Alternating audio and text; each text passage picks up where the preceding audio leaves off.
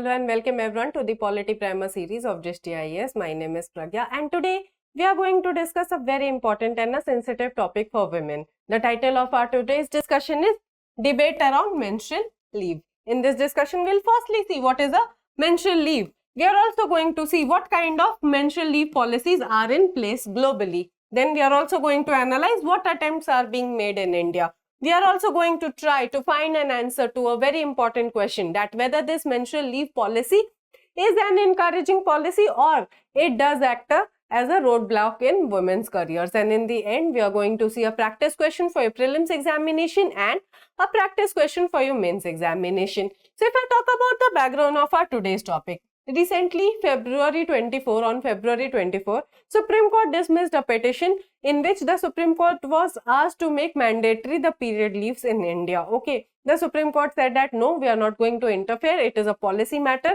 Kindly approach the Ministry of Women and Child Development. So how this topic is again in limelight? Because recently a statement has been made by our Women and Child Development Minister that no, she is not in favor of granting a paid period leave because it does not amount to a handicap or a disease. Okay, so this statement has again brought the controversy in the limelight. So this brings us to the moot question of our today's discussion, that what is a menstrual leave?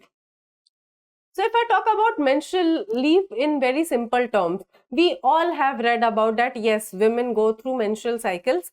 And yes, menstrual leave is taking time off for taking rest for such women who go through the menstrual cycle. Okay.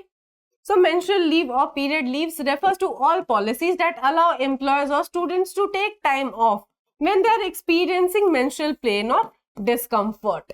And if I talk about menstrual leave from the perspective of organizations, so in the context of the workplace, it refers to policies that allow for both paid or unpaid leave or time for rest. Basically, it is giving the women their rightful time, right of taking rest when they are experiencing menstruation cycle.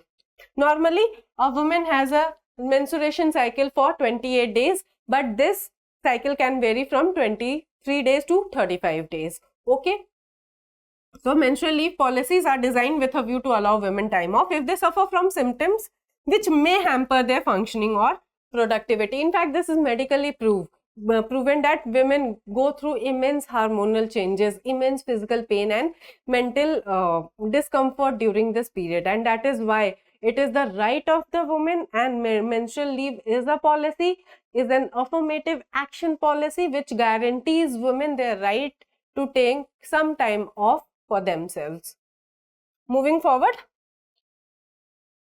period pain or dysmenorrhea is the uncomfortable component of periods, and this is increasing due to the unhealthy lifestyles we are having as of now, due to the change in environment, due to the health impacts of climate change. So our lifestyle has become very unhealthy, and this has caused a disease named as PCOS, whose advanced version is also known as PCOD.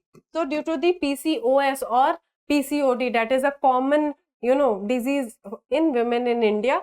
I would not like to say that it is a disease. It is just a symptom which occurs in women due to unhealthy lifestyle or change in their environment, and this in turn increases the period pain or cramps during the menstrual cycle. So you should give menstrual leave to women in during these symptoms, because they are at their lower side of productivity. They are experiencing cramps, they are experiencing pain, they are experiencing mood swings, and definitely the doctors also suggest that yes, during that time you should take rest, you should sleep, and you should stay hydrated. So more than half of those who menstruate experience pain for a couple of days a month. For some, it is debilitating enough to hamper daily activities and productivity. So it differs from women to women. Some women experience period pains like anything like cramps, and they are very painful for them. On the other hand, the pain is not that much for other women, but nevertheless they are entitled to menstrual leaves, and it is a affirmative state action policy. This brings us to another question, that how this menstrual leave policy has been implemented globally. So the first country we'll be talking about is Spain. So on February 16, Spain became the first European country. Just imagine Europe is a developed nation, and Spain has become the first European country to grant paid menstrual leave to workers among a host of other sexual rights. Workers now have the right to 3 days of menstrual leave, expandable to 5 days a month. So this progressive step has been taken for the very first time in the Europe by Spain. Then comes Japan.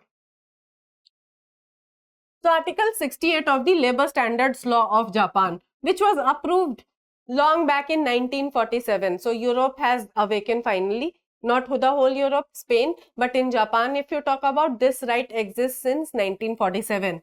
And it states that a woman for whom during menstrual periods would be difficult has requested leave. The employer shall not. Kindly see that the employer is not empowered to employ such women on the days of the menstrual periods. So this is specifically forbidden in Japan. The employers cannot ask such women to work if she is experiencing her menstrual cycle, or if she has requested some time off for herself during that period. Then comes South Korea. Sorry, Indonesia. So Indonesia too introduced a policy in 1948, and it amended this policy in 2003, saying that workers experiencing menstrual pain are not obliged to work on the first 2 days of their cycle. And same is the case with Philippines as well. In Philippines also they are granting period leaves for 2 days. Then comes South Korea, and South Korea has known for taking a very different approach. So South Korea takes a slightly different route, allowing for monthly physiologic leave under Article 73 of the labor law, allowing all female workers to get a day off every month. And why are they doing so? Because they are cognizant of the fact that employers do discrimination against women. They'll not hire such women because motherhood and maternity leave are already in question. Now employers will say that, okay, she is also going to ask me one paid leave as a menstrual leave, so why to hire female employers? Sorry, female employees. We can make good use of male employees. So that is why South Korea says that no, will not categorize it as a period leave, will categorize it as a physiological leave, so that discrimination against female employees can be stopped by the organizations. Okay. What attempts are being made in India? If you ask about the Asian countries, then period leaves exists in Vietnam, Taiwan, okay, and in Africa, Zambia. So all of these countries have a dedicated policy of providing period leaves. So we are discussing that what attempts are being made in India. So in India, if you talk about the corporate worlds, companies such as Zomato, Swiggy, Byju's, etc. have recently come out with a menstrual leave policy. Among state governments, Bihar and Kerala are the only ones to introduce menstrual leave to women. So in India, the situation is not good. There is already enough discrimination going on against women because the organization prefers male employees. If you talk about the 9 to 5 job also, it is very male centric, and India is a patriarchal society. Okay. So in India, the situation about period leaves is not good. The right of women to menstrual leave and free access to menstrual health products bill. This is just a bill. This has not become an act as of now. Provides for 3 days of paid period leave for women and trans women also. Okay. During the period of menstruation, it also seeks to extend the benefit for students. So in India, the situation is very clear. In corporate world also, it is a very fairly new concept. If you talk about the state governments, only Bihar and Kerala are the only one that are granting period leaves. The parliament has time and again tried to come up with various legislations, but the efforts have turned to be futile. There is no such legislation granting period leaves in India, and the recent statement comes from the Women and Child Development Minister that no, we are not in favor of granting period leaves. She is not in favor. She was not talking about the government because she also fears that yes, this can be a tool for discrimination by the organization. So this brings us to the question that whether this policy exactly is an encouraging policy or it will act as a roadblock to women's career. So if we talk about India, India has a patriarchal society. The companies prefer hiring male candidates over the female candidates, and the females are also very vocal about the gender discrimination, the pay discrimination. Okay, although Article 39 of our Indian Constitution, Article 39 of our Indian Constitution talks about equal pay for equal work. But do you really think that women are being paid equally as their male counterparts? The reality is very different in India. So if we talk about India corporate world, then very few companies are granting period leaves, and definitely women cannot demand it as their right, because yeah, the apprehensions of our women and child health minister are right that definitely it is going to increase the discrimination. Okay, so the problem with any reformatory action for women is that it is mostly presided over by male legislators and seem consensual rather than deserved, imposed for the wrong reasons rather than earned for the right. So in India, women are treated as minority. The legislator seek any scheme for women as a social welfare measure. They do not think that women have earned this right. They see it as a concession. Okay, vote for us and we'll give you this. Why? Women have their own opinion. Women are, your voters, your part of your workforce. But the sad reality in India is women workforce is low. Women's participation in workforce is very low, and as per a report, only 100 companies that are registered in India Inc. have a CEO or MD as a woman. So the apprehensions might be right that yes, the organizations will discriminate against such women who are asking for period leaves. Okay, moving forward. Motherhood and maternity leaves in India are also highly debated. If a woman is at a peak of her career and if she takes a maternity leave, then she is treated as a non-performing asset. In India, due to the patriarchal society, gender roles are very defined.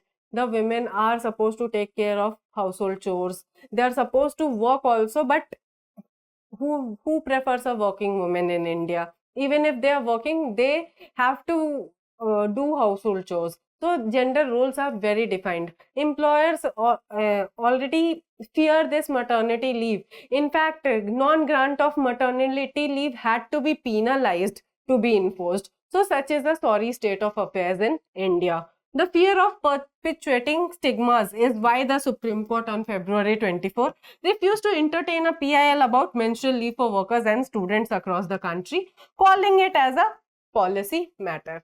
So we can say that yes, it requires reforms. Indian society requires reforms, and there is an urgent need for reforms if we talk about the period leave policy. Article 15 of our Indian Constitution, okay, empowers the Parliament to make special laws for women and children. So on one hand, we have Article 15, but on other hand, the organization believes in Aristotle principles of equality. They say that if we are employing equal people, we will give them opportunities equally. But isn't it promoting inequality? Isn't it promoting, aligning with inequality? What kind of equality are you giving to women? Women require different sense of equality. To make them actually equal, you will have to give them flexible work hours. You will have to provide them with menstrual policies such as menstrual leave policies, so that they can deliver for your organization. Women are working very hard to already climb the corporate ladder in the male dominated world. So rather than categorizing it as inequality, why can't we see it as a affirmative state action policy? So this needs to be debated, and do let me know in the comment box below that what are your views about it. Are you in favor of menstrual leave, or are you also seeing it as a tool for discrimination as has been perceived by our Women and Child Development Minister? Okay. So let me know in the comment box below. So this is the whole debate that is going on. Some people are, praising the policy, and some people are criticizing the policy. But whenever we talk about equality, Article 14 also permits positive discrimination. So why not give this positive discrimination towards women? Because to achieve equality in true sense, you need to uplift women. You need to give them the same standards such as men. The companies currently are, permitting work from home because they have realized during COVID lockdown that yes, men can function from home as well. Ask a female employee or ask your female colleague how comfortable is she with work from home. Work from home is another, catastrophe for women. They are supposed to manage their office, they are supposed to manage every other household course. So definitely due to this gender defined gender roles that are existing in Indian society, we need to give women the positive action positive affirmative action state policy. The state is empowered by Article 15 to make special laws to bring women to same status as their male counterparts. But let's see what happens. Let's see this whether this legislation that is currently pending in the parliament becomes a law or not. And if it becomes a law, definitely we need this policy as of now, no matter the backlash. With this, we come to a conclusion of our today's discussion. We have seen what are period leaves or menstrual leaves. We have also analyzed their positions globally. And you will be shocked to know that a developed country like USA does not have a said period leave. It allows sick leaves, but it does not have a period leave. Same is the case with Europe also. Being a developed country, only Spain is allowing it. Okay, so this is the global position that the countries also are not, the developed countries also are not in favor of paid period leaves. So this is a very budding policy that is being debated throughout the globe. Then we have also seen what efforts are being made in India. We have also tried to find an answer to the question that whether it is an encouraging policy or it will act as another roadblock in the women's careers. Now let us discuss a practice question for your prelims examination. So the question is, consider the following statements. Your statement number 1 is Article 15 of the Constitution empowers the Parliament to make special provisions for women and children. Your statement number 2 is there exists a legislation in India granting menstrual leave to women. Which of the following statements given above are correct? Your options are: option A is 1 only, option B is 2 only, option C is both 1 and 2, and option D is neither 1 nor 2. Kindly drop your answers in the comment box below. Now let us analyze a practice question for your mains examination. So the question is, discuss the opportunities and challenges associated with granting menstrual leave to women in India. So firstly, you will write what is menstrual leave as I have explained to you in my discussion today. Then you will write about the opportunities that yes, it is required. Women do need to take care of their physical health, to take some time off for resting, and it is medically proved also. Then you will write about the challenges that yes, maternity leave is being debated, so this will become another tool for discriminating against the women. It is feared that the organizations will be reluctant to hire female employees due to paid period leave policy. Not every organization is like that. Changes are happening. But yes, you will write that yes, this is the major challenge that the women are going to face. Then you will talk about the affirmative state action policy that yes, under Article 15, state is empowered to make special laws for women and children. Then you will talk about positive discrimination in Article 14 of the Indian Constitution, and you will try to conclude holistically that yes, equality does not mean that you will put every citizen at an equal footing. First, rise to their level. First, make the other citizen rise to a level where they are equipped with a level playing field, and that is why Article 14 is in favor of positive discrimination. And you can also ask this question that whether we are trying to eliminate the inequality or we are actually working towards it. So you can conclude very holistically. I hope this session was insightful for you. If you have any feedback regarding this session, kindly drop it in the comment box below. If you liked the discussion today and found it to be helpful, kindly like the video and subscribe to our channel for more such updates. Thank you.